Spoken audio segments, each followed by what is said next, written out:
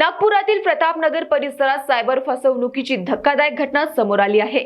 मित्राच्या मोबाईलवरून आलेल्या लग्न पत्रिकेची एपीके फाईल डाउनलोड करणे एका नागरिकाला चांगलेच महाग पडले।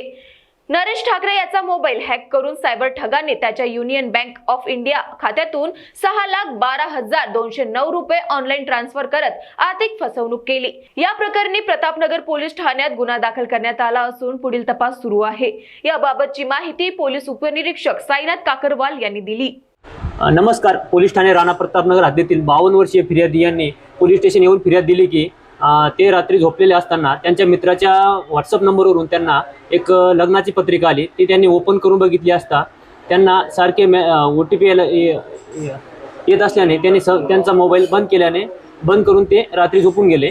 सकाळी उठून बघितले असता त्यांनी त्यांचे बँक खाते चेक केल्यावर त्यांना लक्षात आले की त्यांच्यासोबत 6,12,209 रुपयाची फसवणूक झाली। यावरून त्यांनी पोलीस स्टेशन येथे हजर येऊन फिर्याद दिली। त्यावरून पोलीस ठाणे राणा प्रतापनगर येथे BNS कलम 318(4) सहकलम IT ॲक्ट 66D अन्वय गुन्हा दाखल करून माननीय वरिष्ठांच्या मार्गदर्शनाखाली अज्ञात आरोपीचा शोध सुरू आहे। पुढील तपास सुरू आहे। तसेच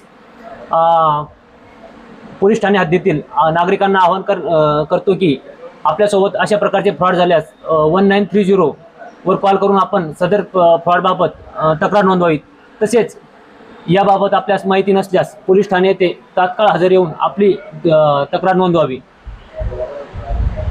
ब्युरो रिपोर्ट NTV 24।